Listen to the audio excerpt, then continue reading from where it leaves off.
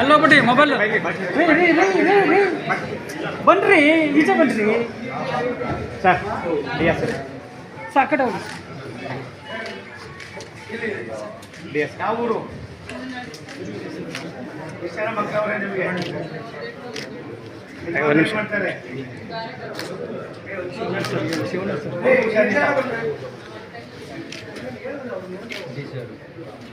ಅಮ್ಮ ಏನಮ್ಮ ಯಾರು ಗೊತ್ತಿಲ್ಲಮ್ಮ ಏನಮ್ಮ ಅಲ್ಲಿಗೆ ಒಬ್ಬ ಜಿಲ್ಲಾ ಉಸ್ತುವಾರಿ ಇದು ಮಂತ್ರಿ ಇದು ಇಂಥ ಸಂಸದಲ್ಲಿ ನಾನು ಫಸ್ಟ್ ಟೈಮ್ ಬಂದಿದ್ದೀನಿ. ನೀವು ಆಸ್ಪತ್ರೆ ಹತ್ರ ಇರ್ತೀನಿ ಅಂದರೆ ನೀವು ಇಲ್ಲ, ನಿಮ್ಮ CEO ಇಲ್ಲ, ಇಲ್ಲ ಒಬ್ಬ ಡಿಪಾರ್ಟ್ಮೆಂಟ್ನಲ್ಲಿ ಯಾರಿದ್ದಾರೆ ನೀರಾವರಿ ಒಬ್ಬರು ಗತಿಯಿಲ್ಲ, ಆಡಿಟ್ಟಿ ಅನ್ನೋದು ಯಾವನಿಲ್ಲ, ಒಬ್ಬ DSO ಇದ್ದಾರೆ.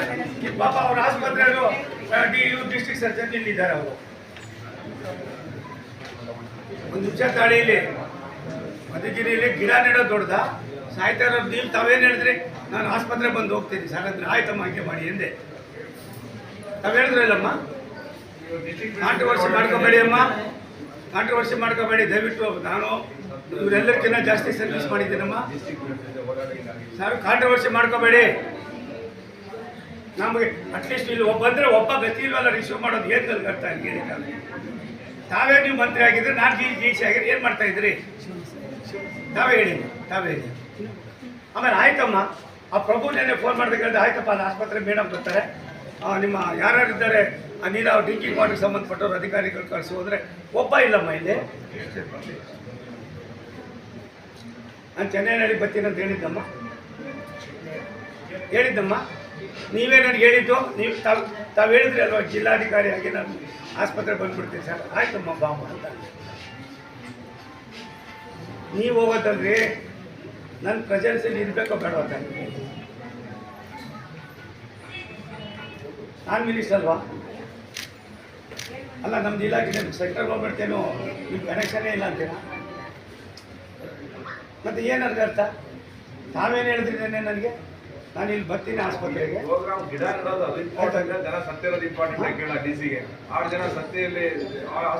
ಆಯ್ತು ರೀ, ಆಯ್ತಮ್ಮ ತಾವೇ ಹೇಳಿದ್ದೆ ಅಂದರೆ ನೆನ್ನೆ ಬೆಳಿಗ್ಗೆ ನೆನ್ನೆ ನನಗೆ ಹೇಳಿದ್ದು ನಾನು ಆಸ್ಪತ್ರೆ ಬಂದು ಹೋಗ್ತೀನಿ ಅಂತ. ಅಲ್ಲ ನಿಮ್ಗೆ ಎಷ್ಟು ಭಯ ಇರ್ಬೋದು. DCಗೆ ಕೇಳಿ, ಜೀವ ಇಂಪಾರ್ಟೆಂಟ್ ಗಿಡ ನೆಡೋದು ಇಂಪಾರ್ಟೆಂಟ್ ಕೇಳಿ. ಮೇಡಮ್ನವರೇ ಒಂದು ಗೌರವ ಆಯಿತು, ದಯವಿಟ್ಟು ಅರ್ಥ ಮಾಡಿಸ್ಕೊಂಡು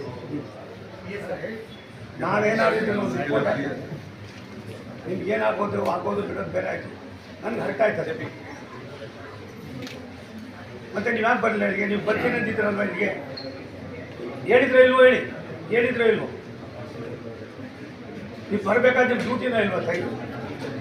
ಜಿಲ್ಲಾಧಿಕಾರಿ ಅಂದರೆ ಇದು ಸ್ಟೇಟ್ ಗೌರ್ಮೆಂಟ್ ಮಾತ್ರ ಸೀಮಿತನ, ತಾವು ಸೆಂಟ್ರಲ್ ಗೌರ್ಮೆಂಟ್ ಏನೇನು ಇಲ್ಲ ಅಂತೀರ ತಾಯಿ? ಒಬ್ಬ ಇಲ್ಲ ಇಲ್ಲಿ. ನಾನು ನೋಡ್ರಿ ರಿಪೋರ್ಟ್ ಕಳಿಸಿ ಸಾಯಂಕಾಲದೊಳಗಡೆ. ನನಗೆ ನೀವು ಅದೇನು ಗೊತ್ತಿಲ್ಲ, as deputy commissioner you are this headed by district.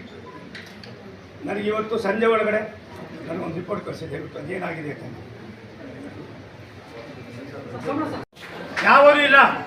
DHOಗೇನು DHOದು ಕುಡಿಯೋ ನೀರಿಗೂ ಏನು ಸಂಬಂಧಪ್ಪ? ನೀರು ಕೊಡೋರು ಯಾರಪ್ಪ? ಅಲ್ಲಪ್ಪ, ಚೆನ್ನೈನಲ್ಲಿ ನಾನು ಬರ್ತೀನಿ ಅಂತ ಹೇಳಿಲ್ಲ, ಚೆನ್ನೈನಳ್ಳಿಗೆ ನಾನು ಬರ್ತೀನಿ ಅಂತ ಹೇಳಿಲ್ಲ. ಇಲ್ಲಪ್ಪ, ಖಂಡಿತ ನಾನು DCಗೆ ಹೇಳಿದ್ದೀನಿ. ಇಲ್ಲಿ ಯಾವನು ಗೊತ್ತಿಲ್ಲ. ಮೊದಲು ಇದನ್ನು ಸೆಟ್ರೇಟ್ ಮಾಡದೆ ಹೋದ್ರೆ ನನಗೂ ಸ್ವಲ್ಪ ನದ್ದಾದಂತ ಇದಿದೆಯಪ್ಪ. ಯಾವ ಒಬ್ಬ ಅಧಿಕಾರಿ ಇಲ್ಲ ನಿಮ್ಮನು. ಏನು DHOಗೆ ಏನು ಸಂಬಂಧ ಇದು? ನೀರು ಕೊಟ್ಟಿರೋದು, ಕಂಟಾಮಿನೇಷನ್ ನೀರು ಕೊಟ್ಟಿರೋದು RDPR ನೋಡು.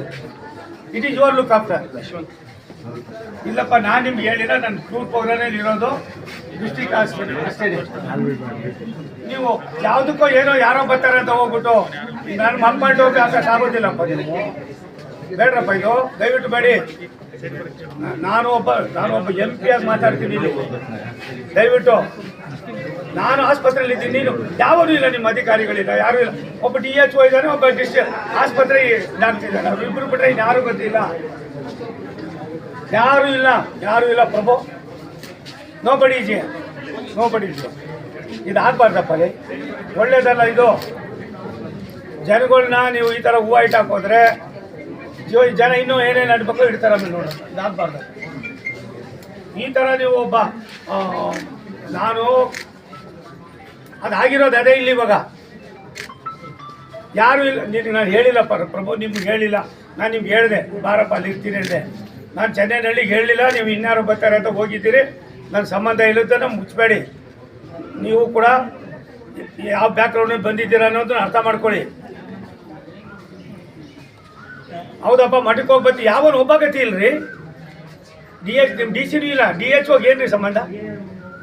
ಆತ ನೋಡಿದ್ರೆ ಅವನೇನು ಏನು ಕೆಲಸ ಮಾಡ್ತಾನೆ ಅನ್ನೋ ಭಾವನೆಯೂ ಇಲ್ಲ. ಯಾವುದೋ ಕಾಲದಲ್ಲಿ ಇದ್ದಾನೆ ಎಲ್ಲೋ ಒಂದು ಕಡೆ. ಇವರು ಹೆಂಗಾರ ಆಯ್ತದಪ್ಪ ಇದು? ಯಾವನು ಇಲ್ರಿ. DC ತಗೊಂಡಪ್ಪ ತಗೊಳ್ಳಿ. ನೋಡಿರಪ್ಪ